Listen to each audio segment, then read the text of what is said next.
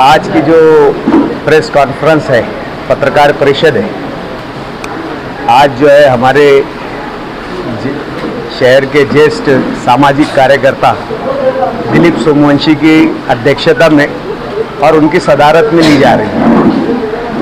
इसी के साथ साथ आज हमारे प्रदीप बोरगे साहब सदस्य कन्वीनर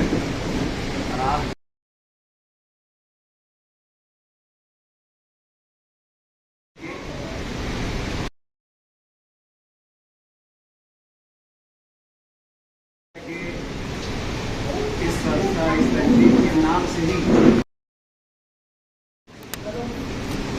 इसकी कार्य पद्धति, इसकी काम करने की जरूरत और काम करने का तरीक़ाकार मेरे समझ में आ गया होगा। आज मुस्तकबिल करीब में इंडिया मालेगांव पार्लियामेंट का इलेक्शन होने जा रहा है। 2 फेजेस के पार्लियामेंट के चुनाव की पोलिंग हो चुकी है। तीसरे मरहले के अंदर ही होने जा रही है। 5वें मरहले में जो है हमारे शहर की जो है वो पार्लियामेंट चुनाव की पोलिंग है। इसी के ज़िमन में आवाम में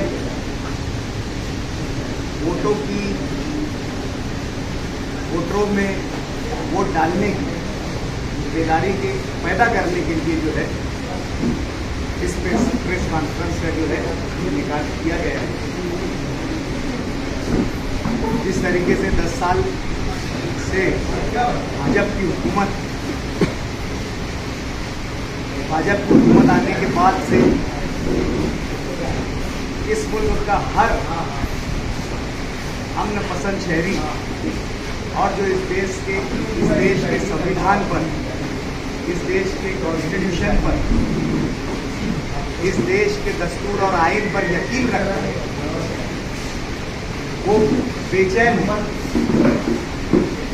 कि इस मुल्क के संविधान को अगर दोबारा बीजेपी चुनकर आती है तो इस मुल्क के संविधान को, जो इस मुल्क की रूह है, जो इस मुल्क की खूबसूरती है, जो इस मुल्क की असल जान है, आज अगर दुनिया के नक्शे पर और बैनुल-अक़वामी सतह पर हिंदुस्तान की असल पहचान अगर है तो इस देश की जमहूरियत, इस देश का सेकुलरिज्म।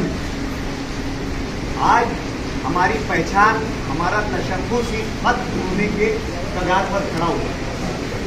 तो जाहिर सी बात है इसका तहफ़्फ़ुज़, इसकी हिफाजत जो है हम हमारे वोटों के ज़रिए कर सकते हैं।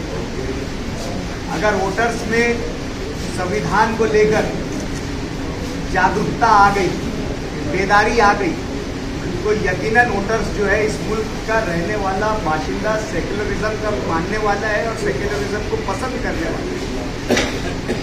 तो यकीनन अगर वोटरों में इस बात की बेदारी पैदा की जाए कि ये इलेक्शन जो है हमारे लिए निहायत ज़रूरी है, क्योंकि मुल्क एक फैसला कुन मोड़ पर खड़ा हुआ है।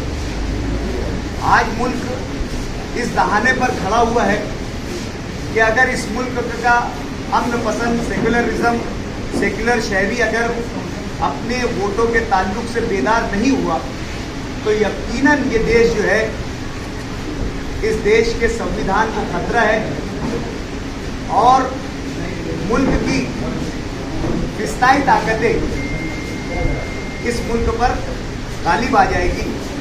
इस ताल्लुक से जो है आवाम को बेदारी पैदा करने के लिए मजलिस पासबान आइन का क्या लाहे अमल रहेगा वो आवाम को बताने के लिए आपके माध्यम से बेदारी पैदा करने के लिए एक पॉम्पलेट अभी हम आप लोगों को देंगे। उसमें हमारे जो इलेक्शन के ताल्लुक से जो लाहे अमल है, हमारी क्या कोशिशें रहेगी बहैसियत मजलिस पासबान आइन के जिम्मेदार होने की, वो आप लोगों तक के पॉम्पलेट के ज़रिए पहुंचा दिया गया है, पहुंचा दिया जा रहा है। पोलिंग हम जो है वोटर स्लिप आवाम तक कैसे पहुँचे, वोटरों तक कैसे पहुँचे, इस पर भरपूर कोशिश करेंगे। शहर भर में इसके लिए हम अलग अलग तंजीमों से जाकर, सियासी समाजी मिली तंजीमों से जाकर बात करेंगे। अगर वो कुछ जिम्मेदारियां लेने के लिए तैयार हो जाएं तो हम उनको जिम्मेदारियां देंगे। मालेगांव शहर में क्लबों का, अदारों का कल्चर है और मुश्किल हालात में इनका हमेशा एक रोल रहा है, तो हम क्लबों, अदारों से भी जाकर मुलाकात करेंगे। हम वक्त से पहले पोलिंग सेंटर्स पर भी जाएंगे। पोलिंग सेंटर्स पे कैसे आवामी सहूलत मिले, कैसे आवाम पहुँचे। धूप का, गर्मी का मौसम है, हम मुकामी तंजीमों के साथ मिलकर वहाँ पर अगर इलेक्शन कमीशन की जानिब से पानी का नज़्म अगर नहीं है या धूप से बचने के लिए शामियाने या मंडप का नज़्म नहीं है, तो हम कोशिश करेंगे कि वहाँ पर आवाम को वोट डालने के लिए राहत किस तरीके से पहुँचाई जाए। और उसके अलावा कोशिश हमारी ये रहेगी, अगर शहर के कल्बे अदारे हमारे साथ ताउन करते हैं तो हम हर पोलिंग सेंटर पर जो है हमारा ज़ाती जो है वोटर लिस्ट लेकर और वोटर स्लिप लेकर बैठेंगे ताकि कोई परेशानी ना हो। और अभी हमारी कोशिश ये भी है कि जो कंप्यूटराइज वोटर लिस्ट आई है उसको सेंट्रलाइज करके, उसको ऑर्गेनाइज करके, उसकी जीबी में शक्ल देकर, उसको पेन ड्राइव में देकर तंजीमों, अदारों को भी दे ताकि आसानी के साथ वो लोग भी अपने इलाके के वोटर्स को जो है पोलिंग बूथ तक पहुंचाए। इस बेदारी के तहत हमने आज की ये प्रेस कॉन्फ्रेंस ली थी। ये हमारी प्रेस कॉन्फ्रेंस का मकसद था कि हमने हमारी बातें बहैसियत तंजीम के रख दी है। इसके अलावा भी हम ये चाहते हैं कि एक कंफर्ट जोन में आकर तमाम सहाफ़ी जो है, हम सियासी हैसियत भी रखते हैं, हमारी सियासी तशक्कुर भी है, सियासी पार्टी भी है, हम तमाम लोग यहाँ जो बैठे हैं हम सियासी जमात से वाबस्ता भी हैं। तो यकीनन आप लोगों के जहन में अगर कोई सवाल होगा तो आप हमसे सवाल करें। एक कंफर्ट लेवल पे, एक कंफर्ट जोन में, बिल्कुल एक फ्री एटमॉस्फेयर में हम चाहते हैं कि तमाम साथी जो है अपना इत्मीनान जो है इस इलेक्शन के ताल्लुक से, हमारे सियासी रोल के ताल्लुक से आप लोग जो है हमसे वाजे कर सकते हैं, बात कर सकते हैं, सवाल कर सकते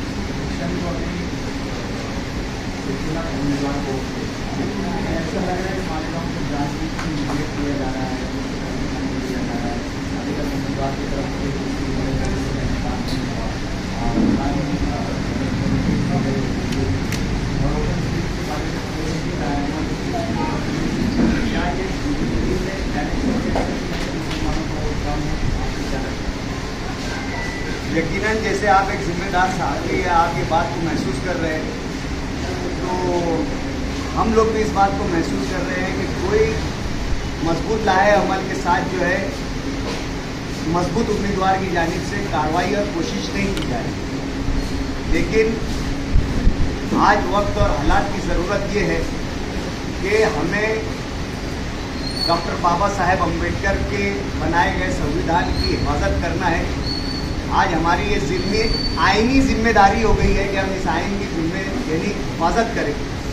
तो हम तो सियासी जमात के जो भी मजबूत उम्मीदवार है, आपके माध्यम से ही उनसे गुजारिश करते हैं कि असल में यहाँ पर तमाम सियासी जमातों से वो रब्ता करना चाहिए, उनसे मिलना चाहिए, उनके जिम्मेदारों से मिलना चाहिए, क्योंकि हर एक सियासी जमात का अपना केडर है, अपनी तंजीम है, हर एक का एक अपना संगठन है।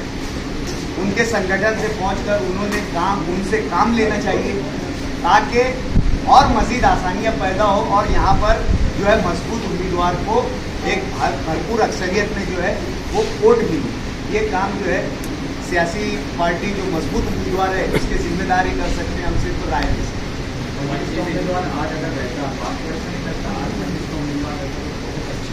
यकीनन हमको ये कमी और महसूस हो रही है और इलेक्शन में खिला के तौर पर ये कमी हमको महसूस हो रही है। आज अगर मजलिस का उम्मीदवार यहाँ होता तो हम ये साबित कर देते कि हमारी वोटों की कितनी ताकत है और हम कितनी ताकत से हम इस संविधान के मानने वाले लोग इस विचारधारा के लोग इस कॉन्स्टिट्यूंसी में मौजूद है।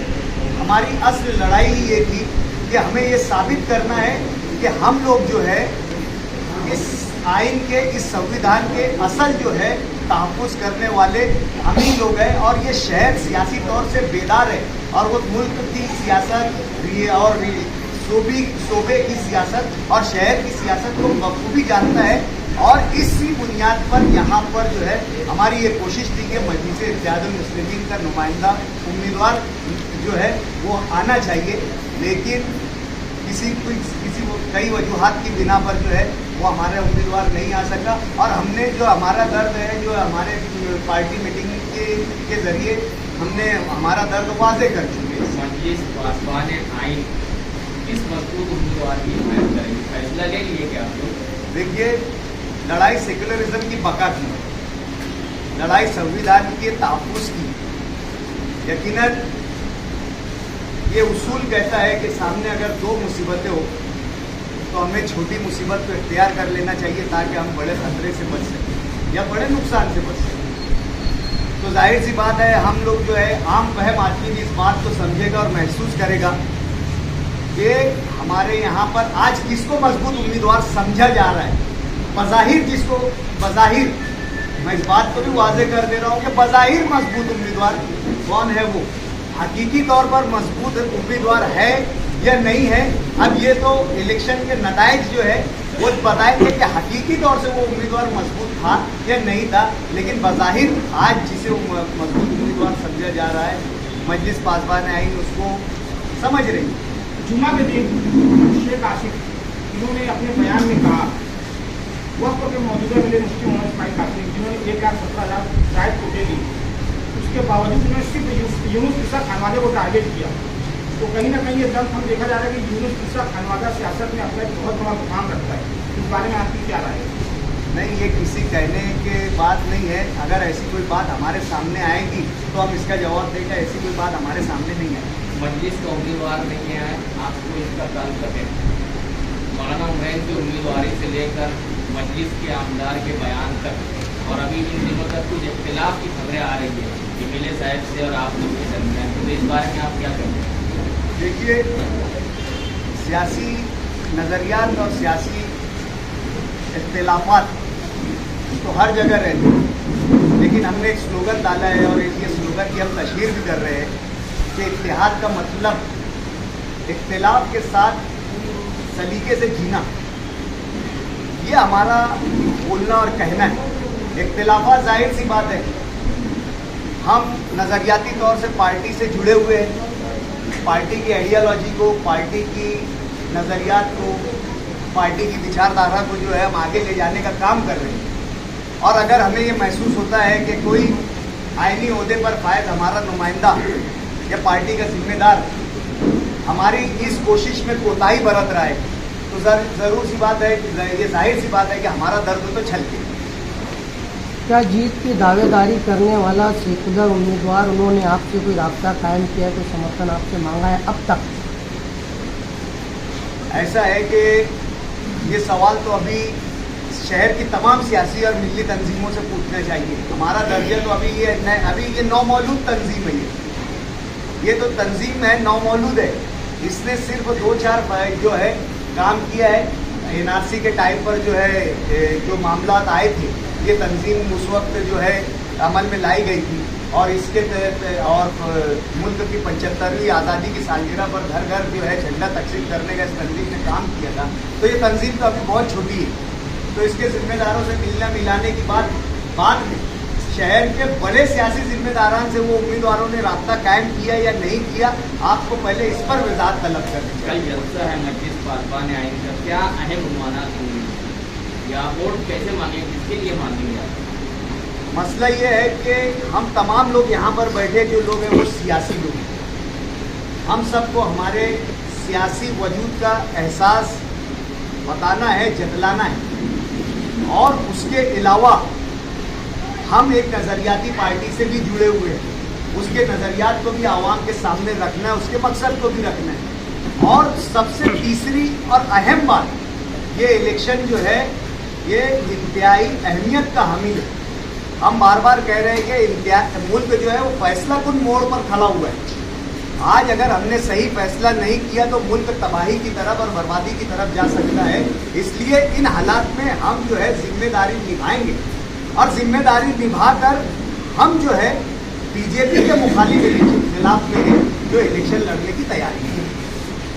हालिया पार्लियामेंट इलेक्शन जो है सियासी जमातों के माबैन है और आप सियासी हो तो मस्जिद इत्तेहादुल मुस्लिमीन के बैनर करने आपकी सरगर्मी क्यों नहीं हो रही है? मजलिस इत्तेहादुल मुस्लिमीन अपना एक सियासी नजरिया रखती है। मजलिस इत्तेहादुल मुस्लिमीन दबे कुचले पिछड़ों को साथ में लेकर इन्हें सियासी तौर पे इनका पॉलिटिकल एम्पावरमेंट, इनका राजकीय सशक्तिकरण करना चाहती है। हमें आज उनके नज़रियात के हिसाब से उम्मीदवार अगर उनको नहीं मिलता है तो जाहिर सी बात है कि कहीं ना कहीं नज़रिए टकराने वाले लोग एक मंच एक स्टेज पर जो है साझा नहीं कर सकते, शेयर नहीं कर सकते। इसलिए हमें हमारे वजूद के खातिर एक अलग तंजीम के साथ इस इलेक्शन में आना पड़ेगा। लेकिन आप कौमी सदर से नाराज तो नहीं है? कौमी सदर की हिदायत पर काम किया गया, फोटो मुलाकातें, और हमने जब एक बैनर और एक जिम्मेदार की हैसियत से कौमी सदर की ईमा पर बात कही तो हमारी नाराजगी का क्या सवाल होता? जो लोग अपने बैनर पोस्टर पर कहीं अगर मजलिस के कौमी सदर का फोटो नहीं लगाते, अपनी ऑफिस पर नहीं लगाते, अपने किसी कहीं जगह पर वाजे नहीं करते, ये तो सवाल उनसे बनता। आज तो हम इतना बड़ा कौमी सदर का फोटो लगाकर बात करते हैं। कौमी सदर साहब आज औरंगाबाद में है, तो क्या लगता यहाँ के इलेक्शन और वहाँ के इलेक्शन में? कल हमने तो यही बात बोले कि एक नज़रिया 150 किलोमीटर का सफ़र नहीं कर सकता। हम सियासी तौर से इतने कम कुवत हो गए कि हमारा नज़रिया 150 किलोमीटर भी सफ़र नहीं कर सकता। जो नज़रिया 150 किलोमीटर पूरी ताकत के साथ और पूरी शिद्दत के साथ अपनी जो है वजूद बता रहा है, अपना तशक्कुस बता रहा है, वो मालेगांव आते आते मुर्दार हो जाता है। इसकी वजह क्या है? हमने तो सब ये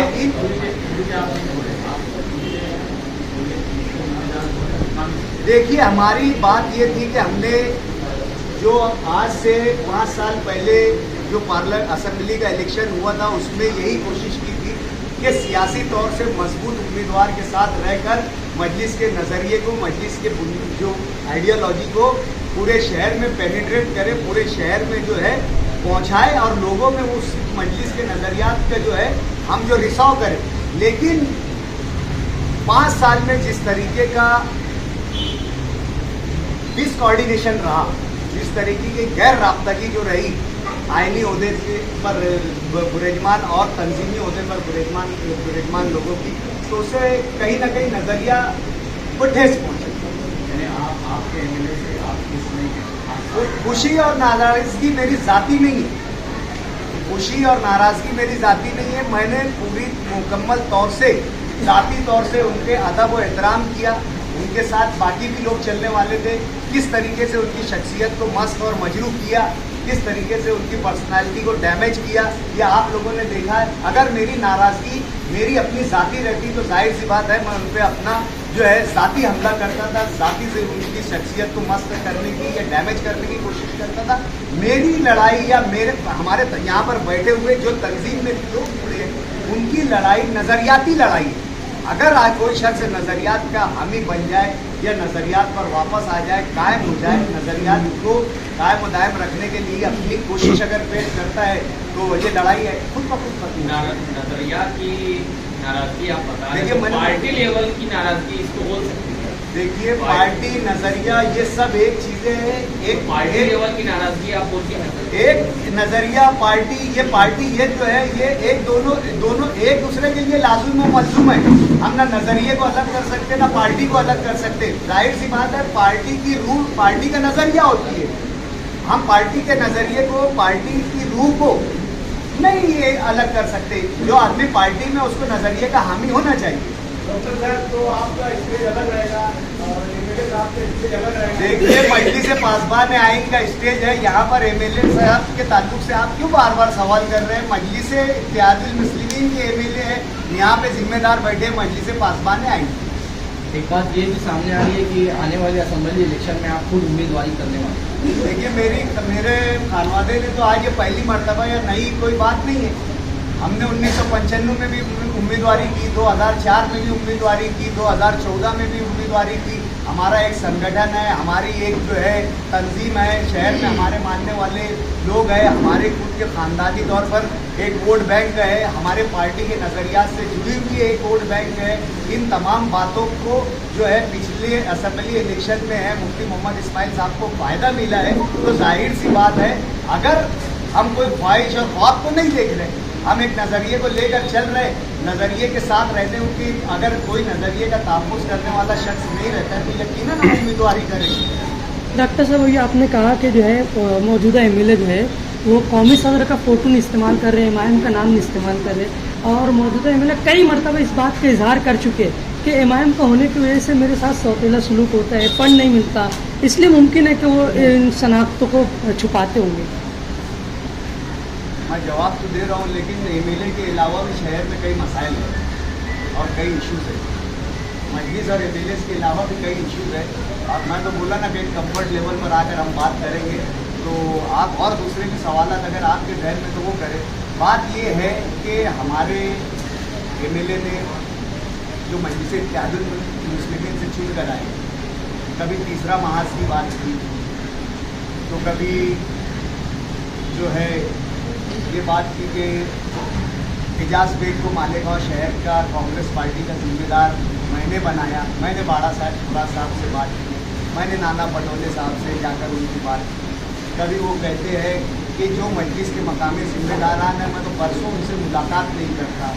कभी वो कहते हैं कि मुझसे कांग्रेस वाले के लोग रास्ते में हैं, मैं उम्रा कर आने के बाद जो है इस मामले पर जो है फैसला करूँगा। एक नहीं अनगिनत ऐसे बयानात हैं जो मजलिस से इनहराफ करने के उनके बयानात साबित होते हैं। जैसे कि पूरे 5 साल ये नहीं लगा कि अजीत दादा पवार बीजेपी में नहीं जाएंगे, वैसे पूरे 5 साल हमको ये नहीं लगा कि मुफ्ती इस्माइल मजलिस में रहेंगे। इतनी सारी बातें होने के बाद अगर आज ये सब बातें होती है तो मैं नहीं बनता कि इतने सवालात बनेंगे। इलेक्शन को सिर्फ 14 दिन रह गए हैं। अब जो है कहीं ना कहीं सियासी तंजीमें, समाजी तंजीमें, मजहबी तंजीमें अब बेदार हो रही हैं और अब लोगों को बेदार किया जा रहा है। कहीं ऐसा लगता नहीं है कि हम बहुत लेट हो चुके हैं और कम वक्त में ज़्यादा काम कर रहे हैं? पार्लियामेंट का इलेक्शन की ये खासियत रही है कि ये इलेक्शन आखिरी के दिनों में ही अपना रंग पकड़ता है और यकीनन माजी की तरह यहाँ पर भी जो है अभी जो है इलेक्शन का रंग चढ़ना बाकी है। मैं ऐसा समझता है कि 10 तारीख के बाद हमारी एक कोशिश ये भी है कि गुरुवार वार्ड में 10 तारीख को जुमा के रोज़ और एक जलसा दिया जाए। 10 तारीख के बाद मुझे ऐसा लगता है कि शहर में जो है सियासी पारा जो मौसम की तरह गर्म